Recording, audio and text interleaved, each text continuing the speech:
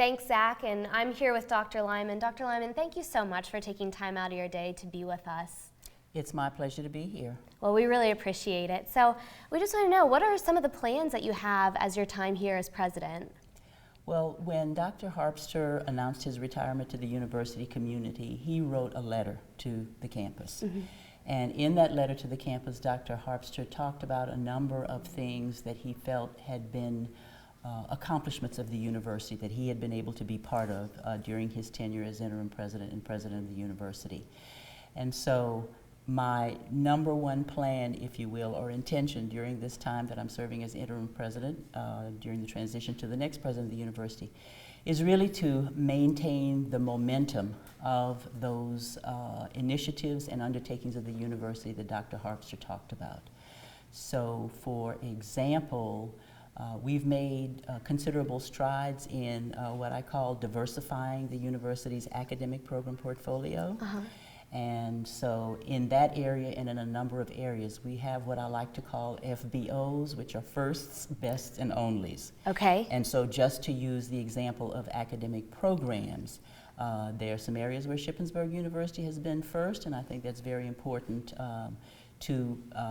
it's very important to keep up the momentum with additional programs that we might develop. So, to give you an example, we were the first state system institution to develop four-year engineering programs. Okay. And we had developed 3 such programs before other institutions in the system began to develop them. So in the fall of 2011, we started computer engineering, in the fall of 12, software engineering, and in the fall of 15, electrical engineering. And so we are working on the development of what we hope will be our next engineering program, mechanical engineering. Okay. And so we have phase 1 of a 2-phase proposal process underway. So that's part of the momentum that is very important to keep up. We also, under Dr. Harper's tenure as president, developed the university's first 2 doctoral programs. Okay. So we have a Doctor of Education degree in educational leadership, and we now also have a second Doctor of Education degree in counselor education and supervision. Okay. So those are some firsts in program development. We have a number of partnerships that we have, just to think externally to the university. And so we're going to continue those partnerships that help with both student and faculty success. We want to continue to support our faculty, who after all are the chief driving and intellectual force behind the development of new academic programs. And so through our partnerships, we have of course many opportunities for students to engage in some of what we call high impact practices, such as internships. And so we're definitely interested in keeping strong those partnerships, such as the one we have with Volvo. Right. We always have a number of students any given semester doing internships. We want to strengthen our relationships with the local schools, where we have our pre-service teachers doing their observations and having their placements and so on. And many of the partners that we have also provide significant support to the university. And so part of my job is to help in the interim maintain the relationships that mean there are more resources for students, faculty, and for the programs of the university. Okay, that all sounds really wonderful, and we as students appreciate the momentum keeping going, because sometimes in a transitional period, you know, that may not happen, so that's wonderful. How do you think your position as provost helped to prepare you to act as president? Well, there are a number of things that provosts typically do that have a cross-divisional nature.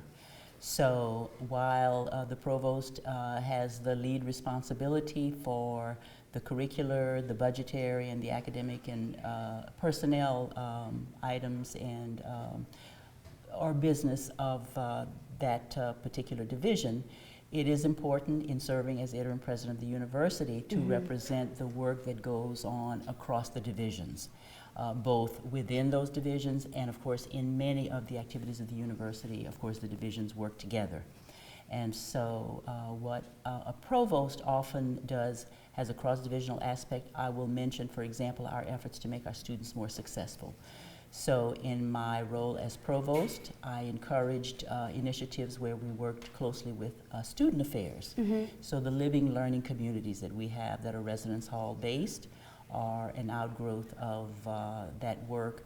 And so that's one cross-divisional aspect that is useful to have had in my provost experience. We have, of course, we work in a system of shared governance where we work closely with faculty who make recommendations in those areas that I mentioned, the curricular and the budgetary, for example, and academic personnel areas as well. And so in my role as provost, there were committees and councils where I had a role. As provost, I chaired the University Planning and Budget Council. All of the divisions are engaged. There's faculty representation on that to, again, make recommendations in terms of the university's planning, budgeting, and assessment processes. In another area, I would say that the provost is responsible for student success, and in that way collaborates not only with student affairs, I gave you that example, but all of the divisions are involved and engaged in student success both inside and outside the classroom. So I believe those are some examples of the work of a provost, where the provost has to take a cross-divisional perspective, and that helps very much in this role at this time. And going off of that, what would you say has been your biggest accomplishment so far here at Shippensburg University? Well, the first thing that I would say is that there probably isn't any single accomplishment that I can claim or own as one individual. Most of the work that goes on in the university, within academic affairs, or in this role, is something that happens as a result of distributed leadership, where various people in their roles take responsibility and work and contribute to the efforts. And so I think that one of the things that my leadership was important to was the development of the university's first academic master plan or strategic plan for academics, and that in turn has foregrounded some of our academic program development that I've talked about, some of our student success efforts, and so on. I would say also the programs that I mentioned are, and so I'm going beyond one thing. No, that's but okay. we're not limited to one single thing when we do work together, and so having those firsts in terms of not only the engineering programs, we have the first Bachelor of Science in Business Administration with a major in entrepreneurship of any institution in the state system. And there are some other programs that are unique. Some of them are minor programs of study, like our minor in disability studies, and I'm not aware of any other institution that had that at the time that we developed it. And the work continues. We have work going on now on a new environmental sustainability program that will be chiefly out of the College of Arts and Sciences.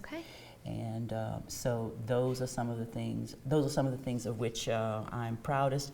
I have to say too that increasing opportunities for students to be engaged in what we call high impact practices, that has been again something accomplished through distributed leadership and especially the work of the faculty. So opportunity. One other high impact practice that I should mention is student faculty research, undergraduate research. And so during my time, we have brought faculty participation up to about 90 or close to 100 faculty, and we have more than tripled what the student participation was at the time of my arrival. Wow, that's great. Do you have any message that you'd like to convey to students or faculty as you're starting out in this new journey? Yes. Well, I think I would what comes to mind is what I heard said about the Patriots who won the Super Bowl this past Sunday. And so one explanation for the success of the Patriots was that each person had done his or her job. So that's very important. So that's a message. So students should work on being successful students. Of course, they do that working alone and in collaboration with students and in collaboration with the faculty. So encourage students to do their jobs as students. It's not a very simple job, but I would encourage that, and I would ask that we all rededicate ourselves to that. But I would say also that we should continue to work very hard as a collective and as a team. And so I'm reminded of quotes, and I had it I have it written down, I'm not going to remember it exactly, but Dr. Martin Luther King has a quote that reflects the idea that we're all, as he said, caught in an inescapable network of mutuality. So we're all in it together, and I think I would like to leave faculty, students, and everyone at Shippensburg University with that thought. That's beautiful. Thank you so much for your time You're with us very today. We're very excited to have you, and we're looking forward to the next couple of months having you lead the way. So I'm very happy to have the opportunity.